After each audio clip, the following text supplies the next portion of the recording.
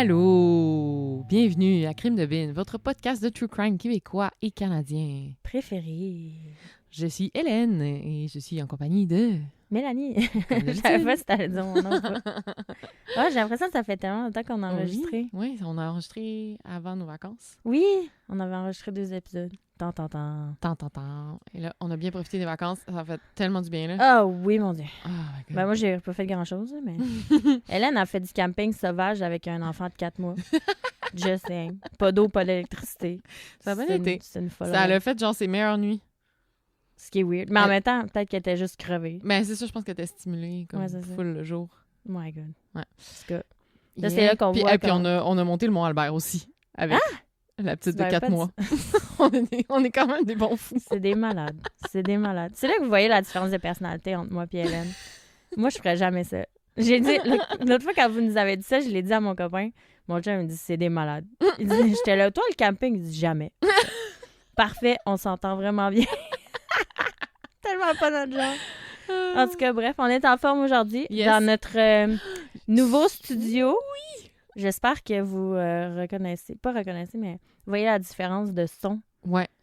Notre son, il est censé être crisp. Mon chum, il a finalisé un studio, là, il a fait des panneaux acoustiques. Si vous avez vu, on va mettre une photo sur Instagram, là. On avait-tu pris une photo de nos premiers épisodes qu'on enregistrait dans un garde-robe? Non.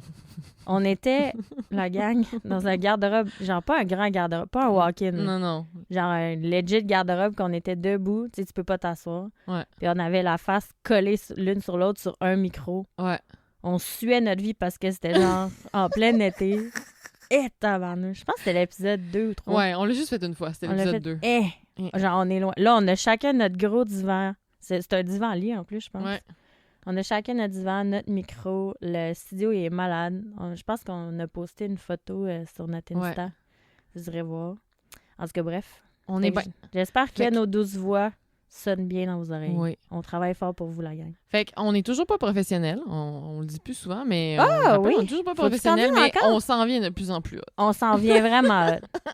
Et parlant de on s'en vient hot, on update notre Patreon, enfin, la gang. Ouais, on va sortir du contenu bonus. Du contenu exclusif. Ouais, pour ceux qui vont payer l'abonnement mensuel. Patreon. Ouais. Dans le fond, on va sortir des histoires bonus. Et aussi, vous êtes tellement beaucoup à nous envoyer des crimes de potins qu'on va en mentionner, tu sais, des petits 1 ou 2, mais on reçoit des histoires de fous. Ouais. Que ça va prendre un petit peu plus de temps les raconter. Fait qu'on va faire des spéciaux crimes de potins sur notre Patreon. Yes. On va quand même continuer à en raconter. Oui, vous n'êtes pas obligé de payer pour les avoir, là. Non. Mais on les va plus gros. Ouais. Exemple, on donne-tu un spoiler du premier? Genre. Le super long. Mon meilleur ami est un pédophile. Ça, c'est un bon crime de potin. Il est long. Si vous voulez l'entendre au complet, il va falloir que vous abonniez. Exactement. Puis on sort des histoires bonus aussi. La première histoire va être sortie par Hélène et elle va sortir le 24 octobre. Ouais. Fait que vous avez jusqu'au 24 octobre pour vous abonner. Et aussi, vous avez été tellement nombreux à nous écrire des affaires sur l'épisode que j'ai fait sur le clan du bois, qui est la mafia de Montréal. Je te dis, des potins, on en a. On dirait que tout le monde les connaît ou que leur père les connaissait ou qu'on a les pires histoires. Fait que on m'a beaucoup demandé un follow-up aussi. Je suis pas tant game de sortir un épisode sur la mafia actuelle de Montréal. on va attendre quelques années. Ouais, ben peut-être Patreon. Genre, tu sais, c'est pas accessible à tout le monde. À moins qu'on ait des mafiosos dans notre audience. Fait que ça se peut que... Ouais, je vais sûrement faire un épisode follow-up suivi, du clan du bois. Ça va être sur Patreon. Parce que maudit qu'il y a de l'information, puis c'est de l'information juteuse et excitante pour la gang de true crime un peu bizarre qu'on est. Fait que voilà. Voilà, il se passe des choses. Oui. Et aussi, qu'est-ce qu'on avait à vous dire? Ah oui, le commande à picher. Oui, ben c'est ça, un crime de potin pour aujourd'hui. Oui. Mais en fait, quelqu'un m'a fait remarquer que la date que c'est arrivé, c'était le 24 août.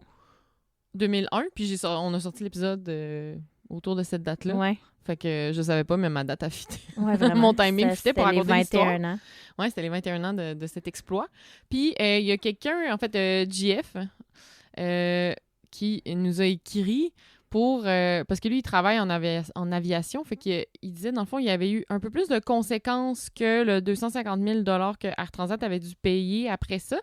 Ça, je l'avais pas trouvé, cette information-là. Fait que, je vous dis ce qu'il dit. En fait, je vais lire. Et qui dit... en fait, ce qui est arrivé, il dit « En fait, les mécanos sur l'avion ne voulaient pas installer la pièce qui a causé l'accident avec Piché, mais la compagnie leur a fait pression pour que ça se fasse. C'était donc un crime d'avoir installé une pièce qu'ils savaient non conforme sur leur moteur.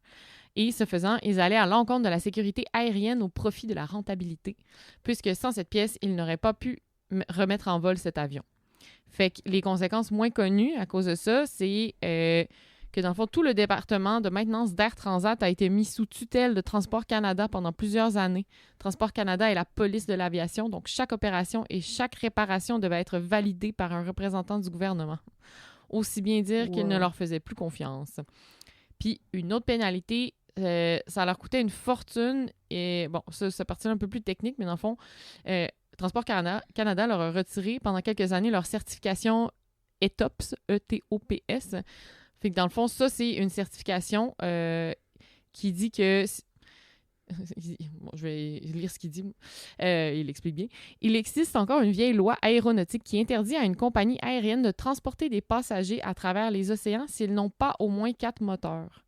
Si l'avion a moins de 4 moteurs, il doit toujours rester à un minimum de 1 heure de vol d'un aéroport d'urgence sur son trajet. Puis aujourd'hui, ils produisent des avions à 2 moteurs fiables et la loi ETOPS est devenue une certification.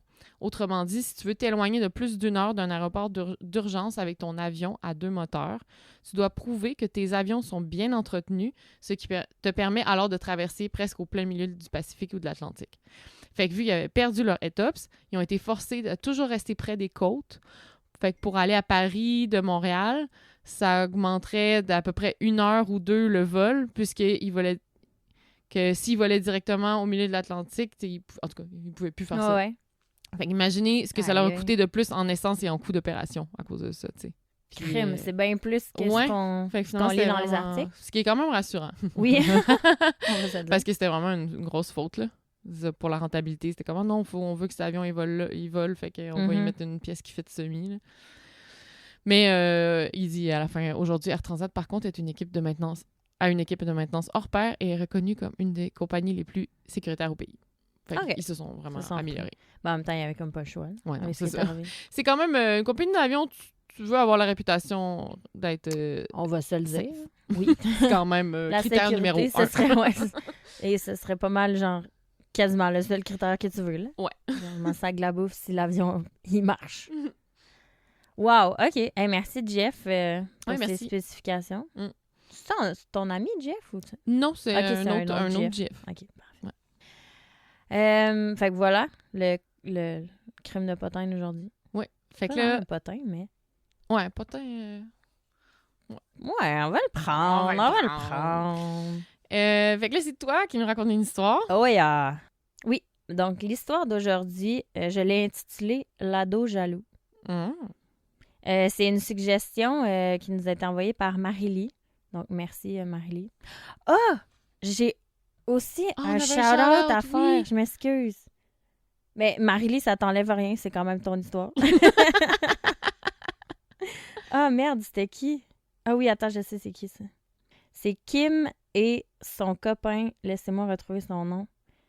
Kim et son copain Édouard qui nous ont écoutés. Ils nous ont binge-écoutés dans leur road trip en voyage vers l'île du Prince-Édouard et la Nouvelle-Écosse. Elle dit, vous étiez dans nos oreilles non-stop devant nos routes de plus de 30 minutes, ce qui veut dire très souvent, très longtemps. Fait que merci beaucoup de nous avoir écoutés, Kim et Édouard. Yeah. Super fan, un petit shout-out. Retour à la suggestion de Marie-Lie. L'ado jaloux. L'ado jaloux. T'en connais pas cette histoire-là? Caven? Caven? Non? Là, je disais Caven, parce que c'est pas mon accent saguenay qui ressort. Ça s'écrit K-A-V-E-N, son nom. Caven. Mais je pense que je vais dire Kevin. Ouais. pour lui. T'sais, Je pense pas vraiment qu'il se dit Caven. Caven. Pauvre gars. Ouais, déjà là, ça commence. C'était ça l'histoire, la gang. Ouais, c'est Pauvre gars. Pauvre gars. C'est vraiment triste. C'est l'histoire d'un gars qui s'appelle Caven. C'est un drame. On rit de lui, c'est pas Ah, on fun, s'excuse mais- pour tous les Caven de Oui, ce on monde. s'excuse. C'est pas de mais- votre faute. Mais en même temps, lui, c'est un meurtrier, fait que on a le droit un On peu. peut rire de lui. Fait que pour les biens de l'histoire, je vais dire Kevin. Mais garde en tête, ça s'écrit avec un A. Parce que c'est Mhm. vraiment important dans l'histoire. Donc, mes sources, Journal Le Nouvelliste, Journal de Montréal, l'Hebdo-Journal et les notes du tribunal. Mhm. Les notes du tribunal, c'est très important parce qu'il y a un bout vraiment croustillant dans l'histoire à Ouh. propos de ça. OK. Donc, on est à l'été 2013. Quand même assez récent. Kevin Sirois, il est en amour par-dessus la tête avec une jeune fille de 17 ans. Là, c'est des teenagers, c'est des ados, fait que dans les articles, ils divulguent pas leur nom. Là, Kevin Sirois, c'est son vrai nom. OK. Mais la fille, ils n'ont jamais donné son nom parce que on Ouais, comprend. parce que... ouais, il y a une Fait loi que au moi, je l'ai Canada. appelée Ouais. Jessica dans mon histoire. OK. Fait que Jessica, mais sachez que c'est pas son vrai nom. Donc, il est en amour par-dessus la tête avec la petite Jessica de 17 ans qu'il avait rencontrée à l'école l'année d'avant, donc en 2012. Jessica, par contre, elle est en couple avec son copain depuis plusieurs mois, puis ça va bien. Jessica, elle aurait apparemment eu quand même des mini-rapprochements avec Kevin, mais tu sais, c'était comme rien de sérieux, puis elle voulait comme plus que ce soit amical que d'autres choses. Fait qu'elle elle veut rester amie avec Kevin, elle veut pas être son amoureuse. Kevin, lui, bien sûr, il est pas d'accord avec le choix de Jessica. Il tente tant bien que mal de la convaincre de laisser son copain pour être avec lui. Il veut être son copain. Mhm. Puis là, Kevin, il a un peu, pas mal, exagéré dans sa requête pour qu'elle laisse son chum. Mhm. Puis la relation dite amicale avec Jessica, elle devient comme vraiment lourde, au point que la mère de Jessica, elle demande à sa fille en juin 2013 de couper les ponts avec Kevin, Ah ouais. une fois pour toutes, parce qu'il était un peu too much. Est-ce qu'on sait ce qu'il faisait, mettons, de too much? Ou... Ben oui. Ben, il la textait vraiment, Ok, il, tu sais, ouais. il se pointait chez elle, tu sais, il la harcelait vraiment, là. Ok. C'était vraiment intense. Fait que C'est où l'histoire? C'est... c'est à Trois-Rivières, je m'excuse, je l'ai pas dit. Oh, Trois-Rives! C'est Trois-Rivières. notre première de Trois-Rives? Il me semble que non. Faudrait voir. J'ai l'impression que oui. Vous nous direz. Oui? En tout cas. Ah. Fait que, ouais, excusez-moi, c'était à Trois-Rivières. Fait que là, Jessica, elle écoute sa mère, elle est comme, ouais, ça n'a pas de bon sens. Fait qu'elle tente de se débarrasser de Kevin. On s'entendra que ce sera pas aussi facile. Mhm. Donc, en septembre 2013, toujours à Trois-Rivières, Jessica, là, elle envoie plusieurs textos à Kevin pour expliquer qu'elle ne veut plus rien savoir. Exemple, j'ai 2 exemples de Ok. textos qu'elle a envoyés.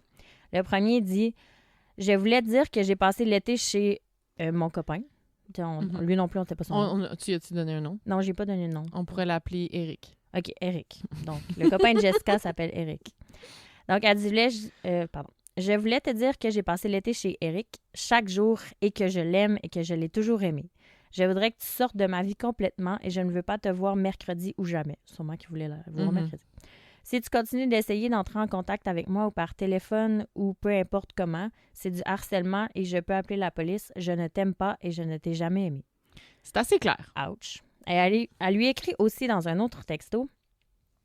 N'essaie pas de me répondre, je suis sérieuse, c'est fini, je ne suis plus là, je suis heureuse avec lui et en fait tout est beau dans notre vie depuis cet été.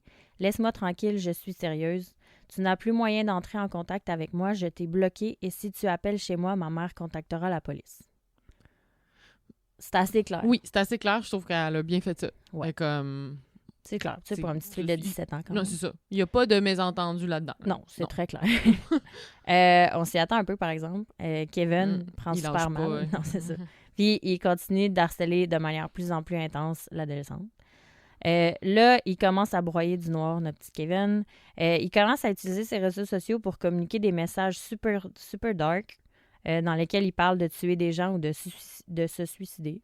J'ai des exemples ici que je peux te montrer. Je vais les poster aussi, là. Tu vois, si ça dit genre... OK, genre un Pikachu qui dit « I'm dead inside ouais. ». Un truc qui dit « I'll kill you, darling, I'm already dead En tout cas, c'est des... Ouais, je vais ok. poster la photo, mais tu sais, Ouais. c'est des messages quand même assez dark, là. Tu sais, l'autre image, ça dit « Death is a promise En tout cas, Ouais. life is a fucking lie. Bref, c'est vraiment dark. Mhm. Fait que là, lui, il commence à poster ces affaires-là sur ses réseaux sociaux, sur sa page Facebook. Puis là, il a même, à un moment donné, demandé à sa communauté sur Facebook si quelqu'un pouvait lui trouver l'adresse du copain de Jessica. Genre, c'était quand même assez clair qu'il était fâché. Ouais. Dans la même période, quand il commence à broyer du noir, l'ami de Kevin, Cédric Bouchard, qui lui a 17 ans, ils se connaissaient depuis 2 ans. Puis lui aussi, comme il vivait des difficultés amoureuses, il avait aussi le cœur brisé. Fait que les deux ados, ils se soutiennent dans leur peine d'amour. Puis là, ils commencent à s'entendre sur le fait que Jessica et son copain, ils devraient payer pour avoir brisé le cœur de notre petit Kevin. Mhm. Fait que c'est là que les deux jeunes hommes commencent à comploter et par le fait même à un peu délirer. Fait que là, ils font un plan. OK? Le premier plan, c'était de faire exploser une bombe à l'école de Jessica. Cédric, il a même demandé à son ex-copine de lui trouver de la poudre à canon. Mais en fait, ce plan-là n'a pas marché. Elle n'a pas pu fournir de la poudre à canon. L'histoire ne dit pas pourquoi son ex posséderait de la poudre à canon. Ouais. En tout cas, bref. Je savais que ça allait être un plan de merde. Attends, j'ai fait leur plan en 7 étapes. OK. Fait que dans les mois qui suivent, là, ils mettent au point leur plan infaillible. Étape numéro 1. Tuer Jessica et son copain. Étape numéro 2. Appeler eux-mêmes le 911. Étape numéro 3. Tuer les policiers qui allaient tenter de les arrêter. Eh boy. Étape numéro 4. Torturer la mère de Jessica. Parce que c'était elle qui avait dit de couper les ponts avec Kevin. Uh-huh. Étape numéro 5. Mettre le feu à la maison avec tout le monde dedans. Après qu'il ait tué tout le monde, torturer la mère.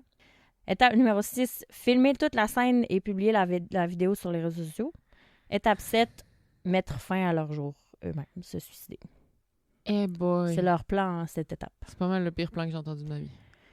Écoute, spoiler alert, c'est pas exactement comme ça que ça s'est passé. J'espère. Ouais. Ben ouais. Donc, là, on était en septembre 2013. Là, pendant quelques mois, ils mettent au point leur plan. On est rendu en janvier 2014. Donc, 4-5 mois plus tard. Là, en janvier 2014, on est quelques semaines avant l'exécution de leur plan. Là, Kevin et Cédric, ils parlent fièrement de leur manigance à leurs amis sur Facebook. Genre, ils sont vraiment fiers de leur plan. Kevin, il dit à un ami sur Messenger, « Ce sera une réussite. » Puis il dit, on voit aussi des messages que Cédric a envoyés sur Messenger, puis il dit à un ami, « On va tuer une fille et un gars qui nous font chier. » Ils sont assez open à propos de qu'est-ce qu'ils vont faire. Les ados sont tellement stupides des fois. Là. Se vanter de...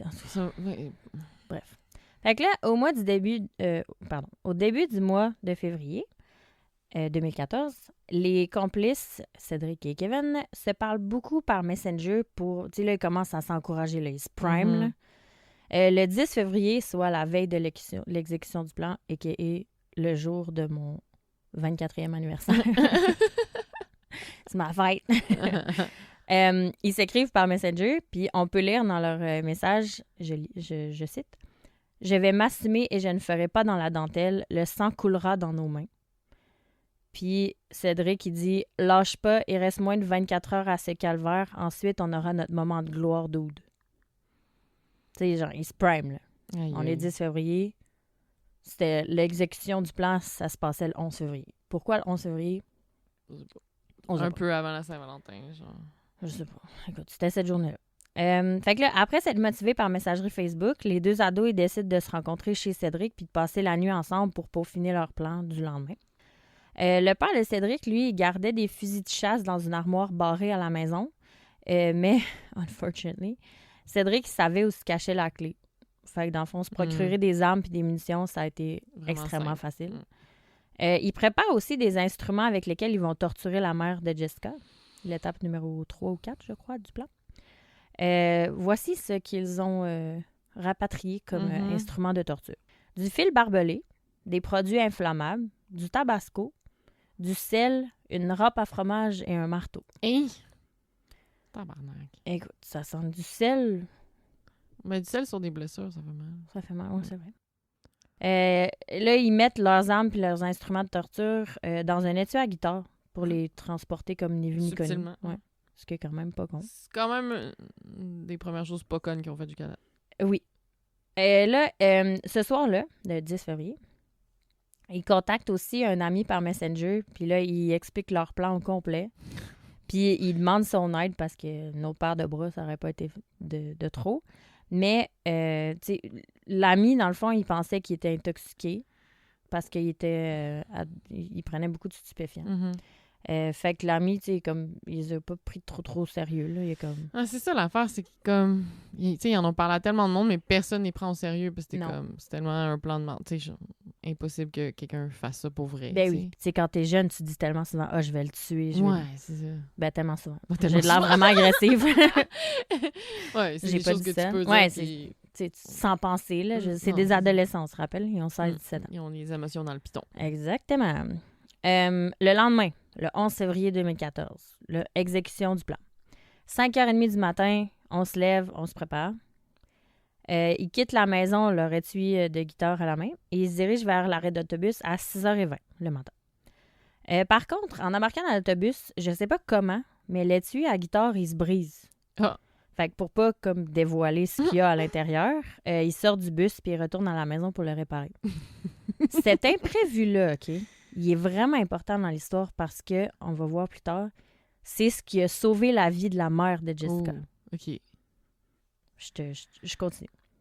Après, là, ils sont retournés. Ils ont réparé l'étui. Ils reprennent l'autobus pour traverser Trois-Rivières au complet. Ça a l'air qu'ils ont traversé, je connais pas bien Trois-Rivières, là, mais d'est en ouest, je crois, ou d'ouest en est. Puis ils se rendent sur la rue Sicard. C'est là que la maison de Jessica allait. Ils arrivent là à 7h50 le matin. Là, le plan se met à exécution. Cédric, lui, tu sais, Cédric, il connaît pas Jessica, tu sais, il les a jamais vus. Ouais. Fait que là, il cogne à leur porte. C'est la grande sœur de Jessica qui ouvre la porte. Elle a 22 ans, la grande sœur de Jessica. Okay. Jessica a 17 ans. Mm-hmm. Cédric, il explique qu'il est arrivé une urgence, il a besoin d'utiliser leur téléphone. Fait que la sœur de Jessica laisse rentrer Cédric. Mm-hmm. Puis Cédric entre dans la maison, puis il prend le soin de laisser la porte débarrée derrière lui pour que Kevin, qui était caché, puisse entrer avec les armes. Fait que là, à 7h53, Kevin entre dans la maison armé. À ce moment-là, dans la maison, donc, il y a Jessica, son copain, il était là, Eric, et sa grande sœur de 22 ans. La mère de Jessica est pas là parce qu'elle vient juste de partir travailler. Oh my God. Ça veut dire que si l'étui s'était pas brisé, elle aurait été là. Elle aurait été là. Fait qu'elle aussi, elle serait plus là. Donc elle, c'est cet imprévu-là qui a sauvé la vie. Donc là, en apercevant Kevin puis ses armes, Jessica et son copain, là, ils capotent. Fait que là, ils courent à l'étage, puis ils vont se cacher dans un garde-robe. Là, Jessica, elle appelle le 911 sur son cell. OK. Cédric leur court après en haut, puis il les menace avec l'arme que Kevin venait de lui donner. Il leur demande de descendre au salon. Et ils finissent par sortir à 7h58 pour rejoindre la sœur de Jessica puis Kevin en bas. Kevin, là, il ordonne à Cédric de tuer la sœur de Jessica. Cédric, sans attendre, il s'exécute. Il tire une balle derrière la tête de la sœur aînée de Jessica. Il ne connaît pas, tu sais. Non. C'est fucké. Jessica, elle se met à hurler, elle supplie Kevin d'arrêter. Il l'écoute pas. Il se retourne, tire une balle dans la tête du copain de Jessica, Eric. Il recharge son fusil, tire une balle dans la tête de Jessica. Fait qu'en l'espace de 30 secondes, tout le monde est mort. Abattu d'une balle dans la tête. Ah, c'est ça, parce que j'étais comme, elle a eu le temps d'appeler la police, tu sais. Oui. Mais ils ont tellement fait ça vite. Ils ont tellement fait ça vite. Fait que fiers de leur plan, eux autres, leur plan, ça va bien à date. Là. Fait que là, eux, ils ont tué les 3. Ils montent à l'étage, ils vont dans la salle de bain, ils cassent la fenêtre pour comme sortir leur gun parce que là, ils attendent les policiers. Parce qu'ils savent que Jessica elle a appelé la police. Les policiers, ils arrivent sur les lieux, mais ils sont au courant de ce qui se passe, fait qu'ils restent cachés pour être sûrs de ne pas se faire voir par les deux jeunes. Fait que là, à 8h12, ils sont restés comme 10-15 minutes, ils ne voient aucun mouvement dans la rue, fait que Cédric et Kevin ils finissent par s'impatienter, puis ils sortent de la maison par où ils étaient rentrés, par la porte d'avant. C'est là que les policiers sortent, pointent leurs armes vers les deux ados, demandent de se coucher au sol, puis là, les deux ados sont comme « OK, fuck ». Ils se couchent au sol, on les arrête sur le champ. Ce qui est fou dans l'histoire, OK, c'est que Jessica, quand elle a appelé le 911, elle n'a jamais raccroché. Fait que la répartitrice qui a pris l'appel, Elle a tout entendu. Donc, elle a entendu les 3 meurtres. Ouais. Puis là, c'est ça, les notes, grâce aux notes J'ai des frissons. Du tribunal, on a l'enregistrement à la cour de cet appel-là. Ça a été publié par le Journal de Montréal. C'est là que moi, je l'ai pris. Oh my God. Donc, je vais vous lire le court extrait, là, c'est pas très long, entre la répartitrice et Jessica. Jessica, elle parle quand même beaucoup à la répartitrice. Fait que là, Jessica, elle appelle. Elle dit « Allô, il y a 2 personnes qui viennent entrer chez moi avec des fusils. » Allô, comme si c'était genre « Allô? » Allô? Sorry. Elle dit « Il y a 2 personnes qui viennent entrer chez moi avec des fusils. » Fait que là, la répartitrice, elle demande son nom. Elle dit « Jessica, nanana. » On se rappelle, c'était pas son vrai nom. Fait que là, la répartitrice a dit « Les connaissez-vous? » Elle dit « Oui. » La répartitrice a dit « Qu'est-ce qui se passe maintenant? » Elle dit « Je suis dans ma chambre. » La répartitrice « Garde la ligne, j'envoie les policiers. » Puis un peu, quelques secondes après, elle dit « Les policiers sont en direction. » Elle dit « Est-ce que tu connais les personnes qui sont entrées dans ta maison? » Jessica a dit « Oui, il y a Kevin puis quelqu'un que je connais pas. » Parce que Cédric, elle le connaît pas. Puis elle dit « Ma sœur est en bas avec eux. » Puis la répartitrice a dit « Il y a ta sœur aussi, c'est quoi son nom, c'est quoi son âge? » Fait que là, elle dit son nom, elle dit elle a 22 ans. La répartitrice a dit « Pourquoi ils ont des fusils? » Jessica dit « J'ai aucune idée. » La répartitrice « De quoi ils ont l'air les fusils? » Jessica, des gros fusils, il en pointe un sur moi en ce moment et il me demande de descendre en bas parce qu'elle est cachée dans le garde-robe, on se rappelle. OK. Fait que là, on entend au téléphone Jessica et son copain qui descendent au salon. Puis on entend au téléphone Jessica, elle parle à Kevin puis elle dit « Pourquoi tu te pointes chez moi avec une arme? Arrête, baisse ton arme. » Puis là, la répartitrice a dit « Kevin est avec toi maintenant? » Elle dit « Oui. » Elle dit « Est-ce qu'ils ont l'air intoxiqués? » Jessica dit « J'ai aucune idée. » La répartitrice, « Vous êtes où maintenant? » Jessica, « On est dans le salon avec les 2. On est 5 dans le salon. » La répartitrice, « C'est ta sœur qui pleure comme ça. Quand tu me parles, ils font quoi? » Jessica dit, « Ils pointent mon copain avec un fusil. » Répartitrice, « Ton copain est là aussi? » Jessica, « Oui. » Répartitrice, « Ils sont rentrés chez toi comme ça. Est-ce qu'ils ont fait du mal à quelqu'un? » Jessica dit non. Et là, on entend le premier coup de feu. Jessica a crié pendant comme une dizaine de secondes parce que là, c'est sa soeur qui vient d'être tirée d'une balle dans la tête.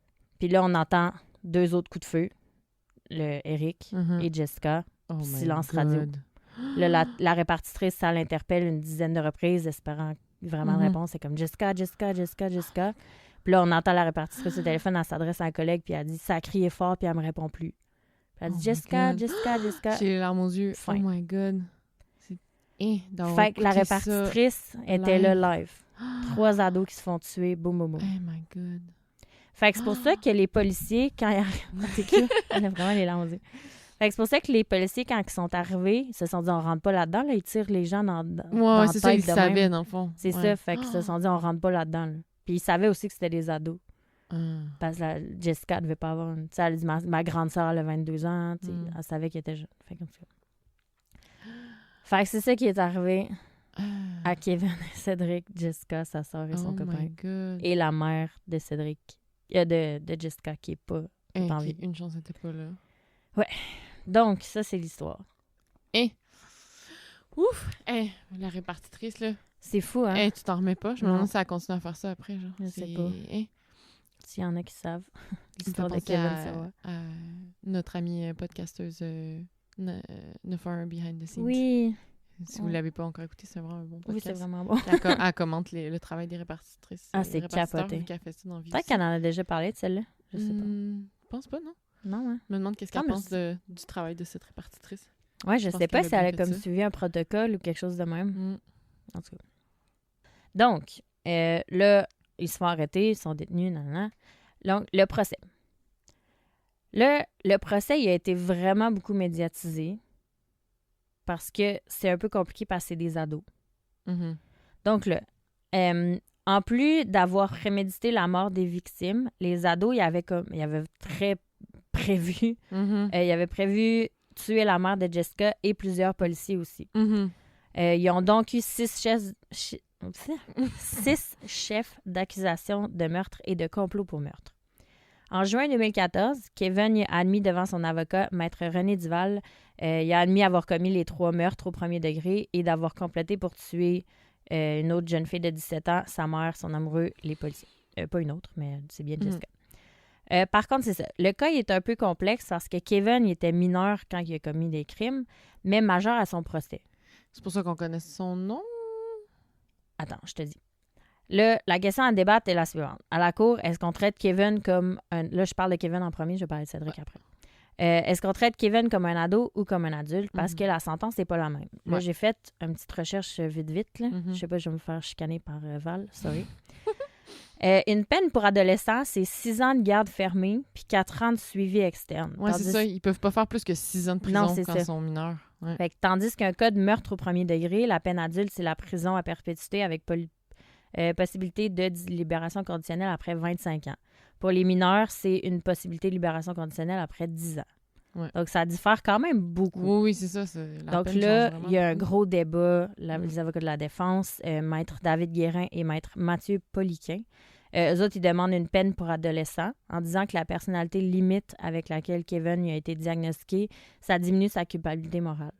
Leur demande est appuyée aussi par des psychologues, des psychiatres qui témoignent lors du procès. Par contre, le juge Raymond W. Pronovo, lui, c'est le sauveur de la gang, lui, il ne retient pas ces témoignages-là, des psychiatres et des psychologues. Il prend en compte la personnalité limite de Kevin puis sa dépendance aux stupéfiants.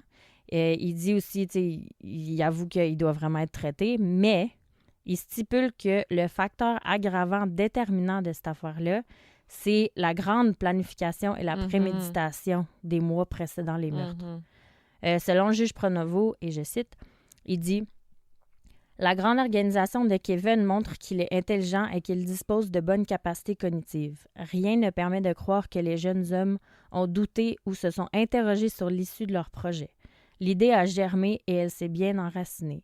Jamais ils n'ont rebroussé chemin, même si des occasions leur étaient offertes, comme le bruit de laitier à guitare. Oui, il aurait vraiment pu... Il aurait pu, c'est genre sont signe venus de à la vie, maison. là, genre retourne chez vous. Là. Et ça. Ils sont retournés à la maison puis sont repartis.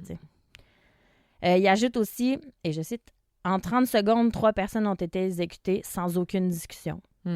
Il a aussi dit que ça prenait vraiment beaucoup de sang-froid pour assassiner 3 personnes à bout portant comme ça. C'est quand même fou. Donc, avec tout ça, le juge Pronovo, lui, donc take the shit, là, il conclut que la peine devait être proportionnelle à la gravité du crime et à son degré de responsabilisation. Puis pour ça, une peine d'adolescence, c'était pas assez important, selon lui. Ce qui est bravo. Merci. Donc, Kevin, il est condamné à prison à vie sans possibilité de libération conditionnelle avant 10 ans et non 25 ans, parce qu'au moment où il a connu les meurtres, il était quand même mineur. Fait que ça reste 10 ans. Okay. En février 2016, le juge lui ordonne que Kevin demeure en garde fermée à l'Institut Pinel jusqu'au 30 septembre 2020 avant d'être transféré dans un pénitencier pour terminer sa peine. Apparemment que, de toute façon, je sais pas, j'ai pas revérifié ça, là, c'est dans le Journal de Montréal, ça disait ça. De toute façon, selon les règlements de Pinel, ça a l'air que tu peux pas être incarcéré là après l'âge de 22 ans. Quand tu es mineur. En tout cas, je sais, j'ai pas vérifié, j'ai pas eu le temps de vérifier cette information-là. En tout cas, bref. Fait que là, entre-temps, en juin 2015, vu que Kevin avait été traité comme un adulte à la cour et non comme un adolescent, c'est là que le juge met fin à l'ordonnance de non-publication dans les médias. Ah, OK, oui. Donc, c'est pour ça que tous les articles de l'époque, ils mentionnent pas leur nom, mais s'il y avait un ordi, c'est pour ça que moi, je les connais leur nom. Aujourd'hui, on le sait, C'est ça, c'est pour ça qu'on peut en parler. Ça, c'est Kevin. Donc, Cédric... Lui aussi, Cédric il a plaidé coupable aux mêmes 6 chefs d'accusation que Kevin en juin 2014. Il est aussi condamné à prison à vie sans possibilité de libération conditionnelle avant 10 ans.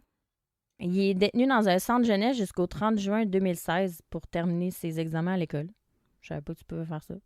Avant d'être envoyé dans un pénitencier fédéral pour y purger sa peine. Okay.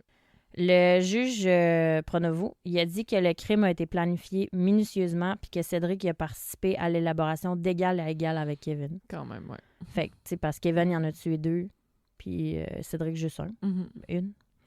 Le juge a aussi mentionné qu'en aucun temps, Cédric, il avait dévié du plan initial, il avait une capacité morale adulte au moment des événements. Donc, c'est pour ça qu'ils ont été jugés comme des adultes. Aussi, fait important, il est à noter que, vu que les 2 jeunes ils ont été détenus dès leur arrestation, ça s'appelle une détention préventive, parce que, tu sais, les autres se sont dit, ils shootent n'importe qui, n'importe comment, fait qu'on va les garder.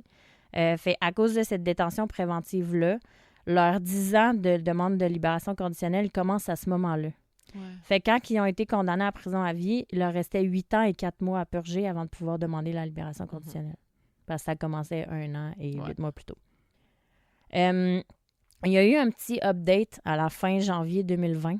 Okay. Kevin il a quitté Pinel, l'Institut Philippe Pinel, pour continuer à purger sa sentence dans un pénitencier. Il était supposé rester là jusqu'au 30 septembre 2020, comme le juge l'avait ordonné. Mais son psychiatre, le docteur Louis Morissette, il a recommandé son transfert vu que Kevin il aurait suivi avec succès tous les programmes puis il y aurait eu tous les services que l'Institut pouvait offrir. Il a même dit, et je cite, « Kevin a bien cheminé et évolué sur un plan physique et psychique. » Ça a l'air qu'il aurait même terminé son secondaire 5, sauf le français, pour une raison X. Donc, le tribunal a ordonné le transfert de Kevin en 2020, puis ils ont prononcé une ordonnance empêchant Kevin et Cédric de se contacter ou d'être dans la même pièce. Ils vont être, les deux, Kevin et Cédric, ils vont être admissibles à une libération conditionnelle en 2024. Dans 1 an et quelques. Ouais, bientôt. C'est très bientôt. Ça va vite en tabarnouche. Fait que voilà. L'histoire de Kevin et Cédric. Aïe, aïe. Tout ça parce que la petite fille, elle voulait pas sortir avec, tu sais. Tu sais, je veux dire, tu vas trouver quelqu'un d'autre là, dans la vie, là. Mais j'ai comme confiance que ces deux petits gars-là... Ben, Cédric, je sais pas, mais tout ce que j'ai lu dans les rapports qu'il y avait sur Kevin, tu sais, même son psychiatre était comme, il est prêt, tu sais, c'est lui qui est prêt à aller purger sa peine dans un pénitencier. Tu sais, il a de l'air... Tu sais, il a fini l'école, tu sais, il a de l'air de... Peut-être qu'on va pouvoir le... Les réintégrer dans la société, ouais, c'est ça. Le rattraper, là, je sais pas. On s'entend, on peut pas appeler ça une erreur de jeunesse, là, mais... Non. C'est quand même, c'est ça, le sang-froid, là. Oh ouais, c'est un bout portant, le boom, là. Capoté. Genre, je suis aussi proche de toi, je pourrais te tuer live, là. Puis ça, tu sais, Cédric, lui...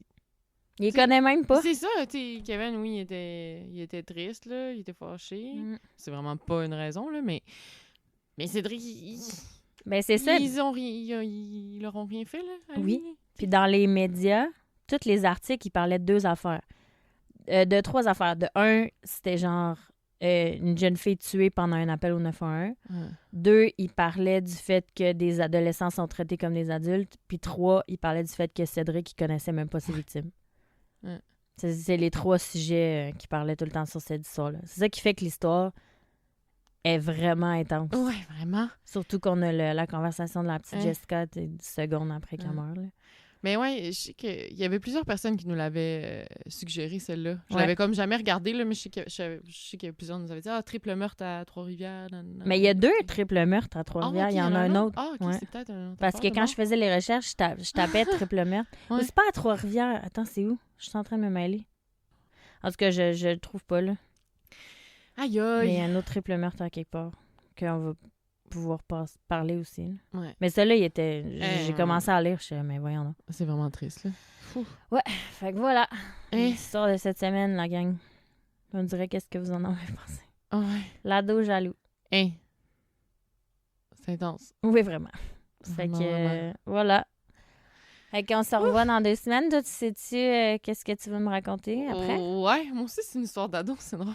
C'est vrai? Ouais. Oh, c'est drôle qu'on s'en est pas parlé. Mais non, on s'en est pas parlé. Les deux, on a fait des trucs d'ado. Ouais. On se dit jamais quelles histoires qu'on fait parce que au début, on avait comme peur de faire les... C'est arrivé une fois qu'on allait écrire la même histoire. Mais sinon, il y en a tellement, puis vous nous en suggérez tellement beaucoup. Puis aussi, on a comme 2 styles d'histoires préférés différents. Ouais. Fait on se dit même pas qu'est-ce qu'on fait. Non. En tout cas, fait que dans 2 semaines, la gang, un autre épisode d'ado. Histoire d'ado. Et bye. Fait que merci encore de nous écouter. N'oubliez pas de continuer à nous écrire, de nous envoyer tout l'amour. Crime qu'on reçoit des beaux messages sérieux. Et votre utilisation du mot bin. Incroyable. 100%. Ouais, 100%. J'adore. J'ai commencé à écrire bin soirée puis bin journée à tout le monde. Avec des petits bonhommes clins d'œil. Fait que oui, on aime vraiment ça. On a tellement une communauté positive. C'était vraiment le fun. Fait que continuez à nous écrire, continuez à nous écouter, inscrivez-vous sur notre Patreon. Oui. On a une grosse nouvelle aussi qui s'en vient en octobre. Ouais. Et on va rien vous dire de plus. Tellement agace. Mais c'est quand même big, là. Ouais. Je suis quand même excitée. Ouais. J'étais obligée de dire, elle était comme, je sais pas de quoi tu parles. On dirait que moi, j'ai genre, je veux jamais comme trop en mettre. Je suis comme, ah, peut-être les gens ils vont trouver ça plate. Ben non, c'est sick. Nice. C'est nice. C'est sick, là, gang. Yes. Ah oui, voyons. J'en reviens pas. Fait que passez une belle 2 semaines. Une belle 2 semaines. Une belle 2 Une semaines. belle 2 semaines. Une belle 2 semaines, puis on se revoit dans pas long. Dans 2 semaines! Oh, tabarnouche, OK. Bon, on met fin à cet épisode. OK. Bye! Bye!